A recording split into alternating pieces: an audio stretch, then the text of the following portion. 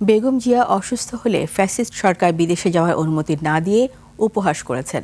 শেষ পর্যন্ত যখন যাওয়ার সুযোগ পেলেন ততদিনে অনেক দেরি হয়ে গেছে বলে মন্তব্য করেছেন জামায়াত আমির ডক্টর শফিকুর রহমান। সন্ধ্যায় বিএনপি চেয়ারপারসনের গুলশান কার্যালয়ে বেগম জিয়ার শোক বইতে সই করেন জামায়াত আমির। পরে জামায়াত আমির বেগম জিয়ার জানাজার কথা উল্লেখ করে বলেন, ইতিহাসের বিরল সম্মান নিয়ে আমাদের ছেড়ে চলে গেছেন বেগম খালেদা জিয়া। তারেক রহমানের সাথে দেখা করে তাকে শোক ও সমবেদনা জানান জামায়াত আমির।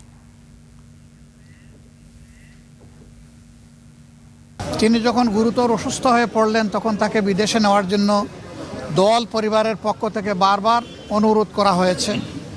সরকার তো আমলে নেইনি, বরঞ্চ এগুলা নিয়ে বারবার উপহাস করেছে। আমরা তার আত্মার মাগফিরাত কামনা করি, মহান রাব্বুল আলামিনের দরবারে দোয়া করি আল্লাহ তার বান্দির উপরে রহম করুন এবং জান্নাতের সর্বোচ্চ দরজা তাকে দান করুন।